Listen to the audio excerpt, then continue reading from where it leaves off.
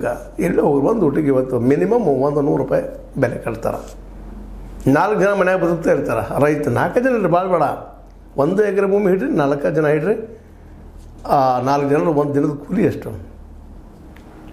ಸ್ವತಂತ್ರವಾದ ಮೀಡಿಯಾಗೆ ಬೇಕಾಗಿರುವುದು ಸ್ವತಂತ್ರ ಧ್ವನಿ. ಆ ಸ್ವತಂತ್ರ ಧ್ವನಿ ಉಳಿಸಲು ನೀವು ಮಾಡಬೇಕಾದದ್ದು ಇಷ್ಟೇ. ಅದೇನಪ್ಪಾ ಅಂತಂತಂದ್ರೆ, ನಿಮ್ಮ ಕೈಲಾದಷ್ಟು ಸಹಾಯ ಈ ಚಾನಲ್ಗೆ ಮಾಡಿ ಹಾಗೂ ನಿಮ್ಮ ಧ್ವನಿಯನ್ನು ಕಾಪಾಡಿಕೊಳ್ಳಿ.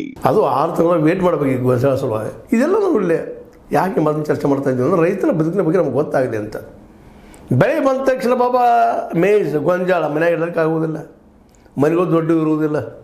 ಅದು ಎಲ್ಲಿ ಮಾರಬೇಕು, ಎಲ್ಲಾದ್ರೂ ಹೋಗಿ ಮಾರಬೇಕು. ಅದನ್ನು ಮಾರ್ಬೇಕಂದ್ರೆ ಆಡಿದಾಗ ಯಾರು ಗೋಡೌನ್ ಇರ್ತದೋ ಅವ್ರು ಬರ್ತಾರೆ, ಅವ್ರು ವ್ಯಾಪಾರಿಗಳು ಬರ್ತಾರೆ. ಪಾಪ ಗೋಡೌನ್ ಕಟ್ಸಿದ್ರೆ ಅವ್ರು ತಪ್ಪಲ್ಲದು, ಅವ್ರ ಉದ್ಯೋಗ ಅದು. ಆಗ ಅವ್ರು ಎಷ್ಟು ಸಾಧ್ಯದೋ ಅಷ್ಟು ಕಡಿಮೆ ಕಿಮ್ಮತ್ತಿಗೆ ಬೇಡ್ತಾ ಇರ್ತಾರೆ.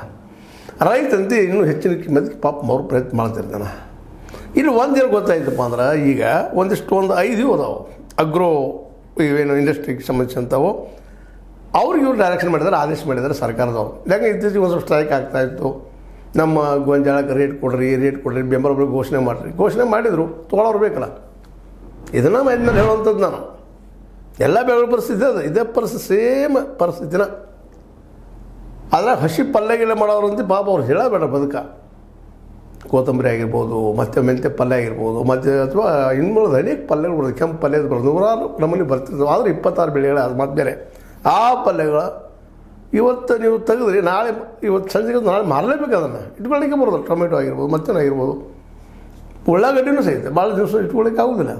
ಒಣಗಿಸಿದ್ರೆ ಕೆಲವೊಂದು ಹೆಚ್ಚಿಗೆ ಬರ್ತದೆ.